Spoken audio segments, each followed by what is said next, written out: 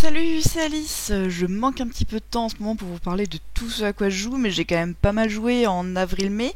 Une soixantaine de jeux environ, un peu plus, il y en a dont je vais pas parler. Et du coup, j'ai découpé ça en plusieurs parties, simplement parce que sinon c'était long. Donc sur la première partie, là, je vais vous parler de 20 jeux environ. C'est à chaque fois chapitré, donc n'hésitez pas à zapper vers ce qui vous intéresse et à ne pas regarder ce qui vous intéresse pas. Voilà, et du coup on va tout de suite commencer donc par une longue liste de jeux, comme d'habitude, en assez bref. Alors, en premier, je vais parler de Age of Innovation. Donc Age of Innovation, c'est la refonte de Terra Mystica en disant un peu plus gamer et surtout avec une espèce de draft des peuples et des pouvoirs qui permet de jouer des parties pas mal différentes. Moi, j'y avais déjà joué avant, là je le trouve vraiment plus fun que Terra Mystica, je le trouve un peu moins froid. Il y a plusieurs possibilités de customisation, la manière de faire des tuiles, donc l'équivalent des temples, est assez variée, assez sympa. Sur le plateau, ça peut quand même bien se bloquer. Voilà, j'en ai fait que 2 parties, donc je suis loin d'être experte. Mais franchement, oui, c'est une version qui me motive plus que le Terra Mystica de base, que j'aime moins que Gaia Project. Entre ça et Gaia Project, honnêtement, je sais pas lequel je préfère. Hop.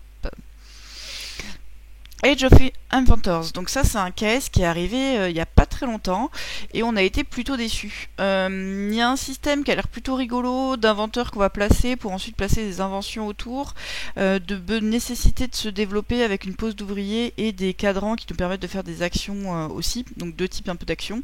Et au final, c'est tombé un petit peu à plat, c'est pas mauvais, hein, il n'y a pas de souci, mais ça manque un peu de quelque chose, on se dit ah oui ça c'est vraiment bien. Je m'en souviens plus parfaitement parce que j'étais un petit peu fatiguée, mais voilà, c'est un peu un sans plus sur le soufflet qui retombe. Voilà, sur Age of Inventors. Des choses genre des trucs plus précis à dire. Almana, j'ai déjà dû en parler pas mal de fois. C'est un jeu donc qui est décliné en 2 boîtes que moi j'aime bien. C'est de la mini pose d'ouvrier, assez simple, voire un peu simpliste peut-être. On récupère des ressources et on les vend pour un certain prix. Et le truc c'est qu'à chaque fois on va parcourir une page du livre et que sur cette page on va placer nos ouvriers pour faire à chaque fois des actions un peu basiques, mais avec une règle de placement d'ouvriers chaque fois légèrement différente. Sur les dernières parties là sur le pic du dragon, on est vraiment tombé sur des vrais problèmes de traduction. J'ai le jeu en français et il y a des paragraphes qui font pas sens, en fait, des règles qui peuvent pas marcher, donc ça c'est un peu embêtant. Voilà, donc c'est sur une ou deux cartes, hein, ça empêche pas fondamentalement d'utiliser le jeu. Il y en a une où on a fini par comprendre comment c'est censé marcher, et une carte à la fin où il y a des jetons à acheter qui semblent purement perdants, donc on a loupé clairement un truc. Et voilà, mais sinon c'est vraiment sympathique, puis c'est tout mignon, ça fait plaisir. Voilà. Hop, Amalfi. Amalfi, c'est un jeu. Je suis frustrée. J'ai vraiment envie de l'aimer et plus j'y joue, plus il y a un truc qui me déplaît. Le jeu dure 4 manches. J'adore les 3 premières manches.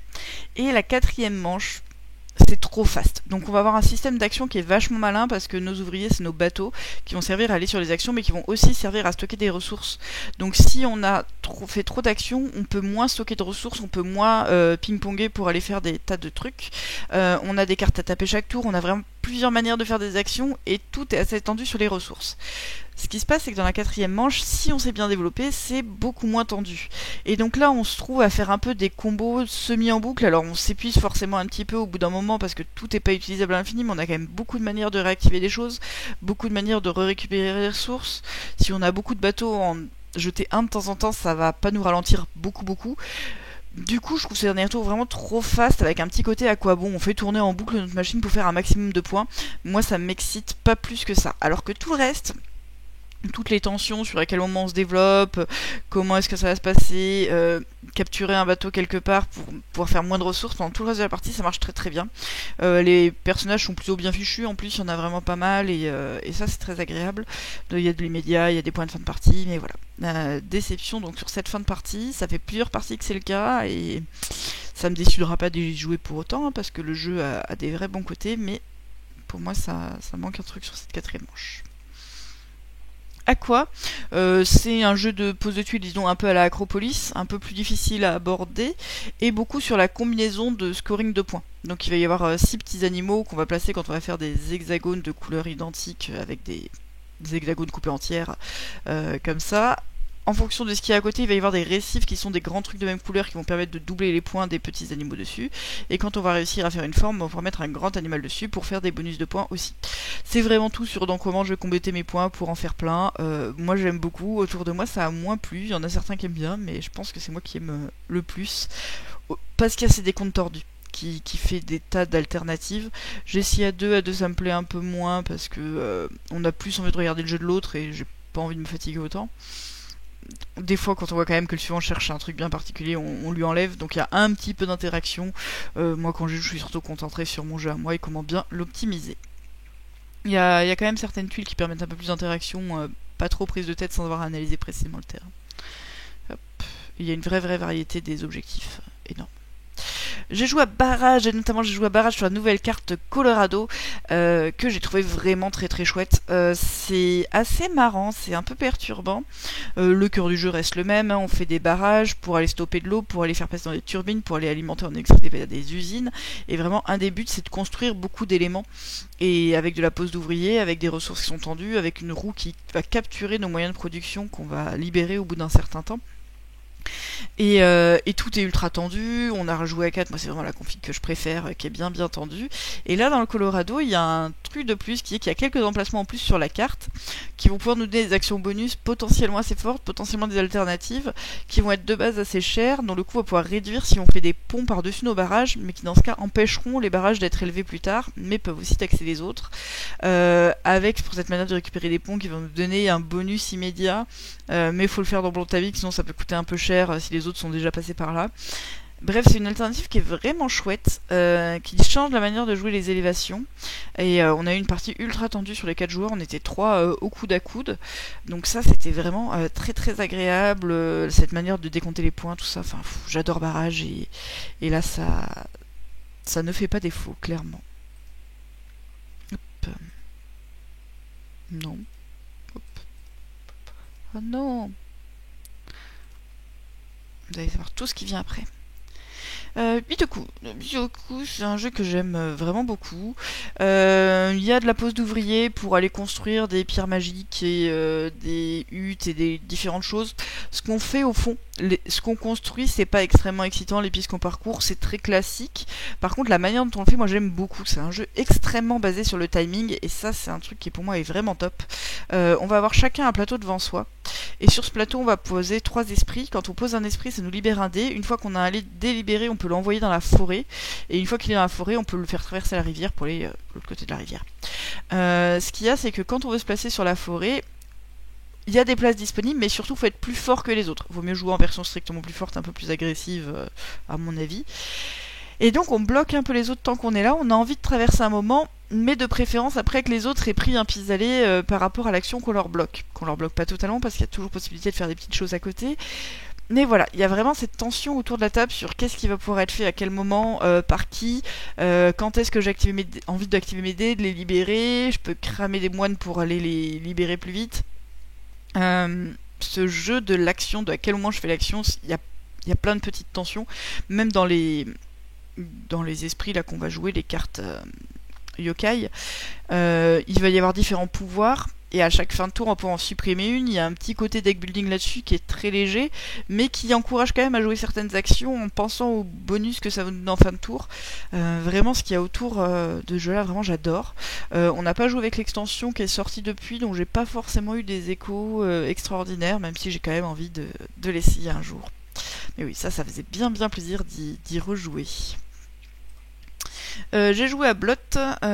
Donc Blot, c'est un jeu de plis où en fait on va jouer les plis en simultané. Il va y avoir 4 plis joués en simultané, un où la touche est jaune, un où la touche est vert, un où la touche est rouge, etc. Quelqu'un entame un pli en mettant la carte un peu en dessous et ensuite les autres sont obligés de suivre à la même couleur, sauf qu'à son tour on choisit sur lequel des 4 plis on joue. Donc on peut attendre un peu de défausser nos cartes sur d'autres plis avant de rejouer quelque part. On peut jouer même plusieurs fois sur un pli, c'est pas un souci. Par contre, dès qu'il y a le nombre de joueurs de cartes autour d'un pli, le pli est terminé tout de suite et on regarde qui va le gagner. Celui qui va le gagner va donner des valeurs au jeton. Par exemple, quand on finit le pli rouge, celui qui remporte le pli rouge va choisir à quel type de décompte va être associé le rouge. Ça donne un côté que moi je trouve un peu difficile à appréhender parce que quand on joue, on sait pas au début trop si ça va valoir la peine ou pas, parce qu'on va récupérer des plis qui vont donner les couleurs des cartes, et sauf qu'au début on sait pas ce qu'elles valent. Là-dessus je suis peut-être un peu mitigée, mais par contre l'idée des 4 plis en même temps c'est vraiment très chouette. Il se passe vraiment des choses, il y a la possibilité de réagir, c'est un vrai jeu de cartes quand même, et donc ça donne un tout qui est vraiment chouette avec une vraie originalité pour ceux qui aiment ce genre de jeu. Je pense que c'est vraiment bien. Hop, pour le moment j'en ai fait qu'une ou deux. Bonfire, donc ça c'est un feld sorti il y a quelques années. On va récupérer des missions, on va les accomplir et tout va se jouer donc sur un système donc à la feld, un peu mécanique disons. On va avoir des tuiles comme ça qu'on va poser devant nous petit à petit. On va récupérer des jetons en fonction des zones qu'on crée autour de... Donc, quand on pose un bleu à côté d'un bleu, on va récupérer 2 jetons bleus. Un vert isolé, ça va nous donner un vert. Et ces jetons vont nous permettre d'accomplir des actions. Du genre récupérer des portails, du genre aller récupérer des quêtes, faire bouger notre bateau, récupérer des assistants, plein de choses comme ça.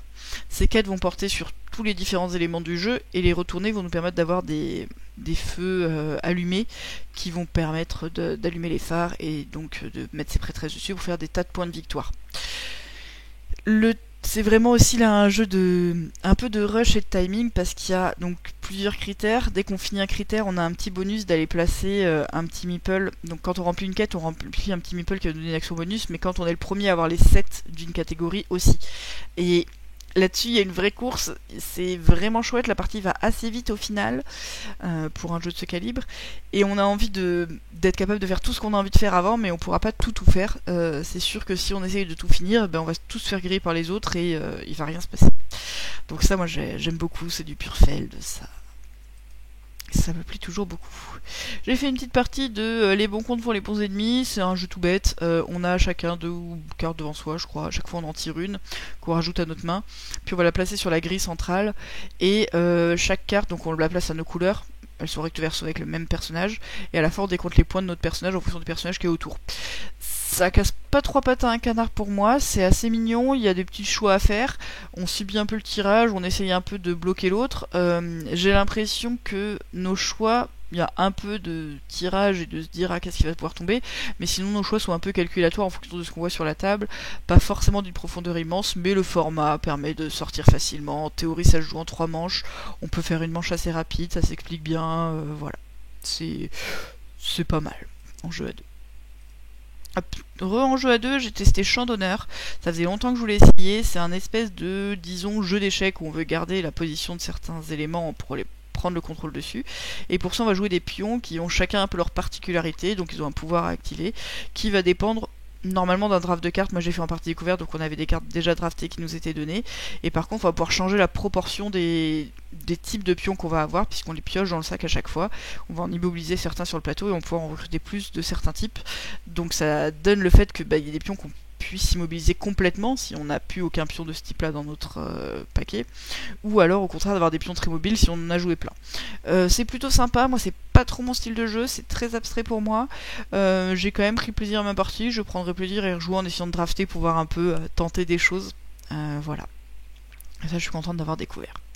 J'ai joué à Clank Catacomb. Donc Clank Catacomb c'est Clank, mais avec des tuiles. Ouh, qu'est-ce que ça change? Ça change qu'on voit pas d'emblée le donjon et qu'on essaye d'aller créer des occasions d'exploration. Donc quand on tire une tuile, si c'est une tuile avec un artefact, on va mettre le plus petit artefact encore disponible, à quelques exceptions près, et du coup plus il y a de tuiles explorées, plus on va avoir des bons artefacts, donc on peut avoir envie de tourner un peu en rond de l'autre côté de la carte par rapport aux autres, des choses comme ça.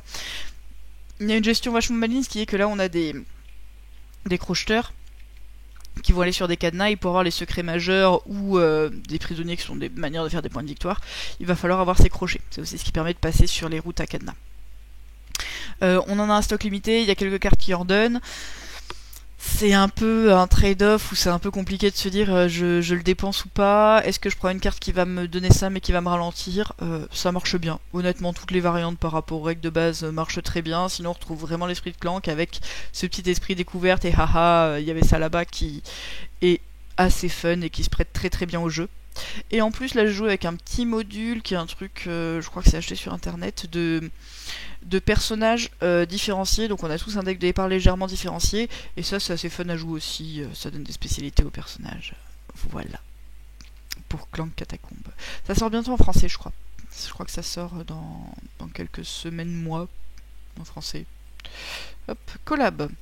Collab, c'est un Kickstarter qui est arrivé il n'y a pas si longtemps que ça, avec un principe de pose d'ouvrier, où à chaque tour on va soit poser, soit récupérer un de nos disciples qui est sur le plateau, qui sont ces petits trucs ronds là, qui sont assez mignons, tout est très beau dans le matériel. Et ensuite on va jouer sur un quartier, soit pour aller récupérer des ressources, soit pour aller activer ce qui est en haut des quartiers, notamment poser des cartes, pour aller construire son tableau qui va nous rapporter plus ou moins de points. Donc ça demande de défausser des ressources qui sont des dés, dont on a un stock qui va grossir au fur et à mesure, parce que quand on récupère des ressources, on récupère des nouveaux dés, mais de temps en temps il va falloir hiberner pour récupérer tous nos dés épuisés. Et donc activer des cartes qui vont nous permettre de réactiver des choses, qui vont nous donner divers bonus, qui marchent plutôt bien. Moi j'ai été moyennement fan parce que je trouve que c'est pas mal du micromanagement, du type de ressources qu'on peut avoir, à quel moment, qu'est-ce qui va être intéressant sur le moment. Ça m'enthousiasme pas forcément plus que ça, j'ai eu l'impression de suivre un peu ma main. Je pense qu'il y a des vrais choix à faire, je pense qu'il y a la vraie pose d'ouvrier, mais voilà, c'est très dans le petit calcul, la petite optimisation, ce qui moi me plaît un peu moins par rapport à des jeux comme Barrage. Parce que Barrage c'est bien. Hop, Cosmoctopus, j'ai... Oui, c'est juste que j'ai une photo qui était mal rangée. Hop, Cosmoctopus, donc... On va avoir ici un principe de jeu très simple. Il y a un Cosmoctopus qui est au milieu d'un terrain qui nous donne à chaque fois des actions du genre récupérer 3 ressources d'un type ou récupérer une ressource d'un type et une carte du display. On déplace au début du tour le Cosmoctopus quelque part, on fait ce qui est marqué sur la case, puis on peut jouer une carte de notre main. Les cartes sont en 3 couleurs, les noirs qui vont donner de la réduction pour la suite, les rouges qui vont faire des actions immédiates et qui sont ensuite défaussées, c'est pour ça qu'on n'en voit pas, les jaunes qui améliorent certaines actions ensuite, et surtout les vertes qui sont des rituels, où là on va devoir attendre de récolter les ressources correspondantes pour remplir les espaces correspondants à l'ordre, et quand on va avoir fini, ça va donner des tentacules et autre chose. 8 tentacules, on gagne la partie. C'est tout bête, j'aime beaucoup le graphisme, c'est pas très long, c'est assez simple, moi j'aime bien. Voilà, c'est de la petite optimisation, on tente un peu des choses, on a un ou deux axes, et ça peut aller assez vite sur certains types de choses, puisqu'on a envie de collectionner certaines ressources pour avoir des savoirs interdits. Voilà, on se fait piquer des choses sous le nez, on est triste, et oui, on a envie de faire plus efficace. Au début, ça semble démarrer lentement, puis en fait, on gagne quand même en puissance, et puis après, c'est fini. Voilà, donc c'est un jeu qui, pour moi, est très correct, et qui est très agréable à jouer. Hop. Crusaders, donc ça, Crusaders, ça va être un jeu à base d'Awalé. Je vais parler d'Ostia un peu plus tard, mais dans la partie probablement 3, puisque j'ai fait Border Politique. Où on va égrener des pions devant nous pour aller faire des actions. Le principe, c'est que quand on va faire une action, on va répartir les points d'action entre là où les actions qu'on peut avoir si jamais on a débloqué des tuiles avancées qui nous donnent 2 opportunités, pour aller donc explorer ce plateau, aller sur de nouveaux endroits, construire des bâtiments, combattre des barbares. Là je joue avec l'extension qui permet d'avoir 2 types de bâtiments, c'est assez chouette, ça change un petit peu, j'ai pas fait tellement de parties ça du jeu de base, mais ça donne vraiment des opportunités de développement assez variées. Pour aller faire des choses. La partie est assez courte, c'est vraiment un jeu qui est cool, c'est un jeu de développement avec ce principe d'Awalé assez tendu, en 1 heure, 1 heure et demie, donc tout est bien. Voilà, que dire de plus. Moi c'est pas forcément le jeu qui m'excite le plus, parce que... Pourquoi ? C'est une bonne question. On est beaucoup, donc qu'est-ce qu'on va pouvoir faire comme action à 2 ou 3 tours ? On a quelques objectifs de vider des lignes pour faire des gros points en fin de partie, et c'est un peu tout. En même temps, c'est assez riche pour pas être ennuyeux, clairement, mais il n'y a pas non plus un souffle énorme. C'est un jeu, on me propose une partie, je dis toujours oui, mais j'en rêve pas la nuit, j'ai pas envie d'y rejouer tout le temps. Je sais qu'il y a des gens où c'est beaucoup plus le cas que ça. Je pense que c'est un très bon jeu de compromis qui a vraiment pas mal de choix dans un jeu relativement court et très agréable à manipuler. Hop. Descendance, donc en français c'est Descendance, c'est pas Village. J'y ai rejoué, la dernière fois j'y avais joué avec toutes les extensions, c'était très cool. Là j'y ai joué sans aucune extension et je trouve qu'il a une vraie qualité qui est que c'est un jeu qui est très concentré, très simple à aborder et qui suffit en fait pour moi dans son format. Donc on joue un village très kitsch où on va avoir différentes générations qui vont avoir des métiers et les précurseurs de ce métier là, quand ils vont mourir, ils vont avoir les plus belles tombes du cimetière et ça va rapporter des points de victoire. C'est tout simple, à chaque fois qu'on va faire une action on va récupérer un cube qui est sur l'action en question, qui va nous faire une sorte de ressource, parce que les cubes c'est des types de ressources dont on a parfois besoin, pour aller faire l'action en question, donc faire une naissance, récupérer des grosses ressources vendables au marché, aller voyager, aller rentrer dans les ordres pour aller faire des points de victoire si on est majoritaire en fin de tour, etc. etc. Récupérer du blé qui va nous permettre de promouvoir nos prêtres. Et ce principe de quand on prend un cube, on prend à la fois l'action et le cube, c'est très chouette. Il y a plein d'actions qui demandent de dépenser du temps. Le temps, ça fait tourner ce marqueur autour de notre plateau, et dès qu'on passe le pont, on va avoir un mort. Avoir un mort, c'est pas toujours une mauvaise chose, parce qu'on a envie de griller les autres sur les bonnes places au cimetière. Mais des fois, on a envie de ralentir si c'est pas au bon moment, que nos plus vieux meeples n'ont pas le bon métier à ce moment-là. Des fois, au contraire, on va avoir envie de pas mal accélérer. Il y a des cubes de peste qui sont des cubes noirs, donc quand on les prend, ça nous donne pas de ressources, mais ça permet de faire accélérer ce temps plus vite. Souvent, c'est ceux qui restent aussi un peu à la fin de la manche qu'on est un peu obligé de prendre. Pour moi, c'est vraiment un bon jeu. Voilà. Il est plus riche avec ses extensions, notamment le port qui remplace le voyage, et l'auberge, ça donne un petit côté un peu plus développement, combo d'action, carte personnage qu'on va garder devant nous, mais voilà, du coup ça alourdit aussi un jeu qui sinon en essence est vraiment très simple et très très fluide. Hop, It's them all. Donc ça c'est une des dernières nouveautés. J'ai oublié de prendre une photo, mais en gros on va voir des humains qui se baladent donc soit dans une maison, soit dans un cimetière. Moi j'ai joué le cimetière qui est apparemment un peu plus simple que la maison. Et on va jouer des hordes de zombies qui essaieront de les manger. Pour ça, à chaque tour, il va y avoir un joueur actif qui va activer une des cartes. Donc il va choisir une carte, par exemple dit activer un zombie pour 2 actions, puis activer un autre zombie pour 3 actions, et un petit bonus pour moi en plus. Et ensuite chacun va faire la même action, puis une fois qu'on a fait ça, on va faire le tour des humains, donc on va piocher 3 cartes humains qui vont permettre qu'ils se déplacent, qu'ils fassent des choses, etc. Parmi les actions qu'on peut faire, on peut bouger et on peut aller mordre un humain à portée. Quand on mord un humain à portée, on récupère des petites morsures qui sont leurs points de vie. Et quand on arrive à tuer un humain, on va répartir donc la tuile de l'humain qui vaut des points de victoire pour celui qui est majoritaire en nombre de morsures et zombies à côté. La tuile de bonus, donc au moment où il meurt, il déclenche un bonus en général pour les humains, mais cette tuile va rapporter des points à celui qui l'a achevé, et ça va créer un nouveau zombie dans la horde du premier à l'avoir mordu. Donc il y a vraiment les 3 aspects pour gagner quelque chose qui sont vraiment plaisants côté interaction, et ce côté où il s'échappe assez vite ou pas, qui est très chouette. Voilà. Tout est sympa dedans. Côté profondeur, je sais pas si c'est ouf, il y a quand même des choix tactiques à faire, plus ou moins bons. Il y a un côté où toutes les actions sont très simples, ça s'enchaîne plutôt bien, on maîtrise pas forcément tous les pouvoirs de tout le monde, les humains dans quel sens ils vont tomber, est-ce que ça va tuer nos zombies ou pas. Il y a un peu de suspense, il y a ce côté un peu film qui marche. Voilà. C'est jouer sans déplaisir. Ezra et Nehemia, en vrai j'y ai pas joué là tout dernièrement, mais je l'ai vu jouer pas mal autour de moi. Moi j'en ai fait une partie à Cannes, j'ai vraiment trouvé ça très chouette, ça sort bientôt, c'est le nouveau chez Philips et franchement c'est cool. Voilà, c'était juste pour dire ça. Eternal Palace, un jeu découvert un peu par hasard, qui a un placement d'ouvriers avec des ouvriers dés, avec un système plutôt rigolo qui est qu'on a un pool de dés, de 3 à 5 dés au fur et à mesure de la partie. Et on va les grouper en différents lots de dés. Donc ça peut être un dé isolé, ça peut être 4 dés ensemble, peu importe. Et la somme de ces dés va dire sur quel lieu on va aller, sachant qu'on peut modifier au moment de déplacer, puisque quand on fait nos lots de dés, on le fait secrètement. Le but c'est d'aller visiter plusieurs fois les mêmes lieux pour arriver au bout des pistes, pour récupérer des couches de peinture, parce qu'on est des peintres dans la Chine, et donc on fait des jolies peintures. Si on est premier, on gagne des petites fichures, ce qui valent des points en plus. On fait peu de points dans le jeu. Là, la partie, le gagnant avec 15 points. La manière de faire des points est pas extrêmement excitante, on monte en haut d'une piste, on récupère un point, en gros. Mais ça marche plutôt bien. Y a des choix à faire sur comment est-ce qu'on met nos dés. C'est un poids moyen, c'est assez agréable. Pour un jeu découvert totalement au pif, parce que je l'ai gagné lors d'un week-end là en gîte jeu, franchement c'est cool. On a des personnages à récupérer, on a des choses pour modifier nos dés, des choses pour se placer là où il y a d'autres joueurs déjà placés, l'envie d'être un peu tout seul, mais en même temps de souvent aller voir là où il y a déjà des autres aussi. Un côté patate chaude sur les bâtiments construits pour faire des points de victoire, mais on n'a pas trop envie de reprendre ce qu'on a déjà pris parce que ça nous donne pas la peinture en plus. Voilà, c'est chouette. Hop, Eternium. Ouh, c'est pas la bonne photo que j'ai prise.